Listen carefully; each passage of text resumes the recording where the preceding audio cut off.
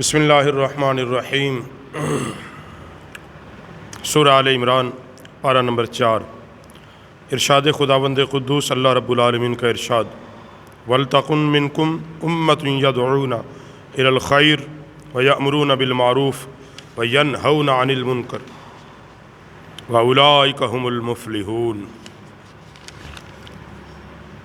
اور تم میں ایک گروہ ایسا ہونا چاہیے کہ بھلائی کی طرف بلائیں، وَيَأْمُرُونَ بِالْمَعْرُوفِ جو اچھی بات کا حکم دیں، وَيَنْهَوْنَ عَنِ الْمُنكَرِ اور بری بات سے منع کریں، وَأُولَٰئِكَ هُمُ الْمُفْلِحُونَ یہی لوگ ہیں مراد کو پہنچنے والے۔ وَلَا تَكُونُوا كَالَّذِينَ تَفَرَّقُوا وَاخْتَلَفُوا مِن بَعْدِ مَا جَاءَهُمُ الْبَيِّنَاتُ اور ان جیسے نہ ہونا جو آپس میں پھٹ گئے اور ان میں پھوٹ پڑ گئی بعد اس کے کہ روشن نشانیاں انہیں آ چکی تھی۔ وَأُولَٰئِكَ لَهُمْ عَذَابٌ عَظِيمٌ اور ان کے لیے بڑا عذاب ہے۔ یاد رکھو یہ ممکن نہیں ہے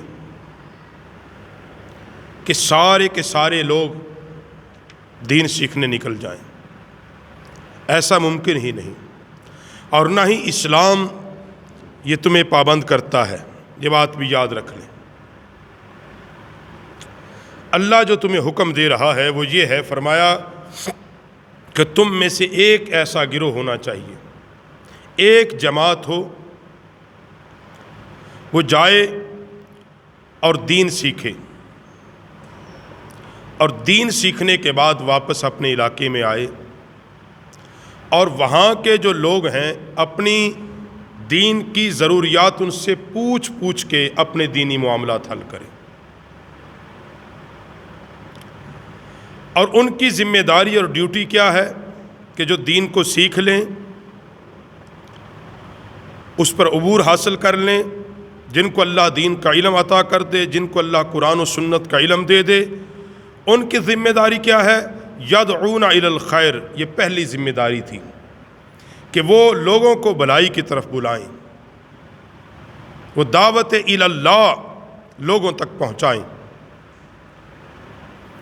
یاد رکھو کسی بھی عالم دین یا امام مسجد کا وہ اس لیے نہیں ہوتا جیسے ہمارے ہاں ایک تصور بنا ہوا ہے کہ ہم نے مسجد میں امام اس لیے رکھا ہوا ہے، وہ کس لیے رکھا ہوا ہے؟ کوئی فوت ہو جائے سب سے پہلے ہم غسل سے ابتدا اس سے کرواتے ہیں، حالانکہ غسل ہر بندے کو آنا چاہیے دینا، اور ہر بندے کو دینا چاہیے۔ کوئی فوت ہو جائے میت کو، باپ فوت ہو تو بیٹا اس کو غسل دے، یہ اس کا آخری حق ہے۔ ماں فوت ہو جائے بیٹی غسل دے۔ ہم غسال تلاش کرنا شروع کر دیتے ہیں آج کل کے زمانے میں، اور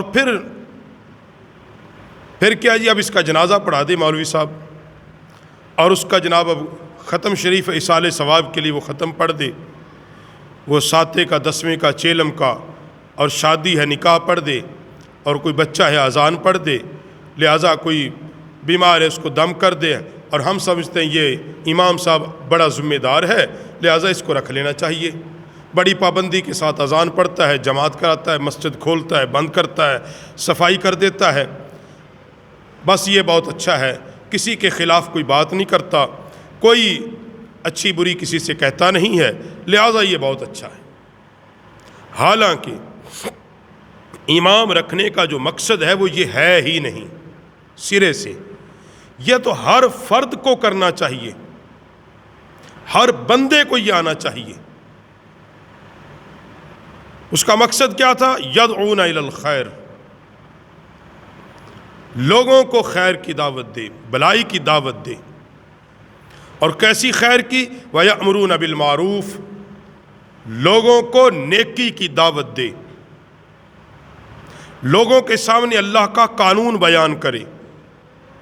اور امام اصل میں رکھنے کا مقصد یہ ہونا چاہیے لوگوں کا کہ ہم اس سے دین اسلام سیکھیں، اپنے کاروبار کے معاملات ہیں وہ سیکھیں، حلال حرام کی تمیز ہمیں سکھائے، ہمیں بتائے کیا حلال ہے کیا حرام ہے، کاروبار کیسے کرنا ہے کیسے نہیں کرنا، کون سے کاروبار جائز ہیں کون سے ناجائز ہیں۔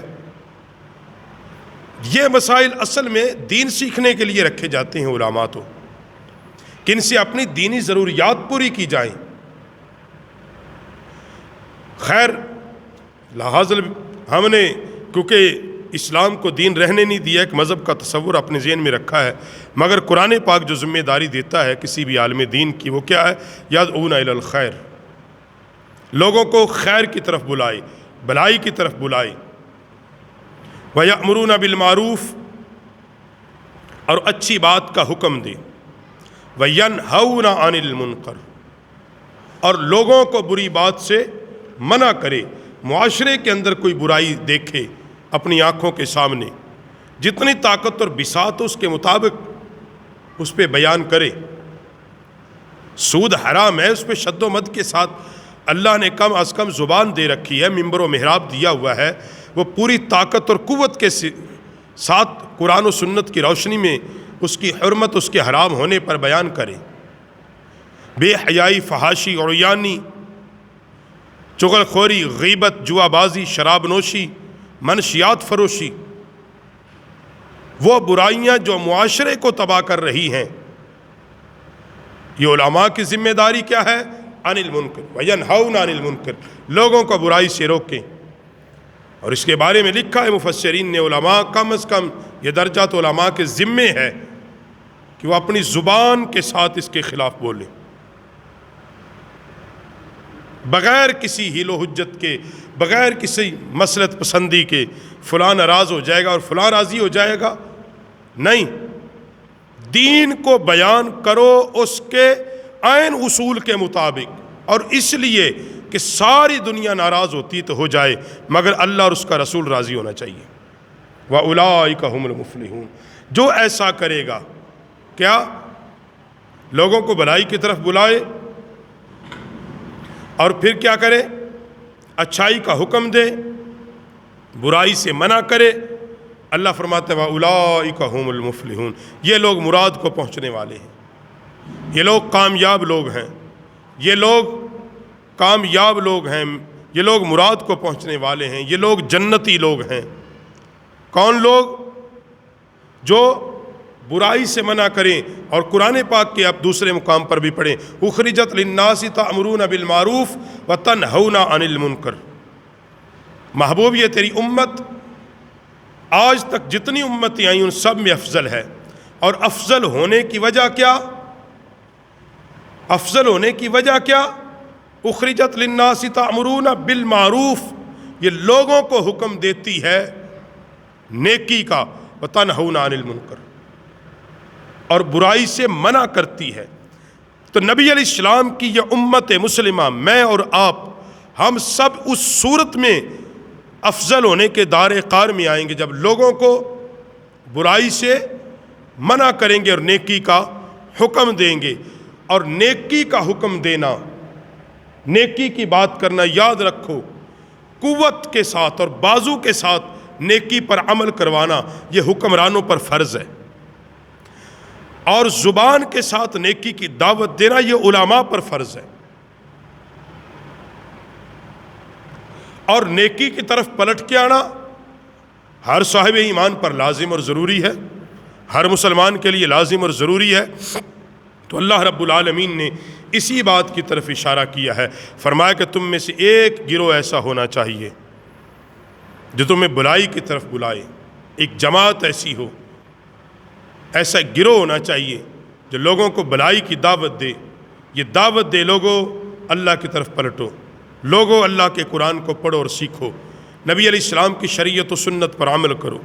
لوگوں ایمان کے بعد مسلمان پر سب سے پہلا جو فرض عائد ہوتا ہے وہ یہ ہوتا ہے ایمان لانے کے بعد کہ وہ برائی کو چھوڑ دے اور نیکی کی طرف آ جائے، نیکی کی طرف آ جائے، اچھائی کی طرف آ جائے، ان تمام چیزوں کو چھوڑ دے۔ اور سب سے بڑی ہجرت کون سی ہجرت ہے؟ جس کو نبی علیہ السلام نے فرمایا سب سے بہترین ہجرت یہ ہے کہ بندہ گناہوں سے نیکیوں کی طرف ہجرت کرے، برائی سے نیکی کی طرف ہجرت کرے۔ اور یہ ذمہ داری کن پہ لگائی؟ فرمایا ایک گروہ تو ہو کہ جو لوگوں کو بھلائی کا حکم دے اور برائی سے، جو ایسا کرے گا جو برا ہر دباؤ کو بالا طاق رکھتے ہوئے حق کو بیان کرے گا اور برائی لوگوں کے سامنے عیاں کرتا چلا جائے گا.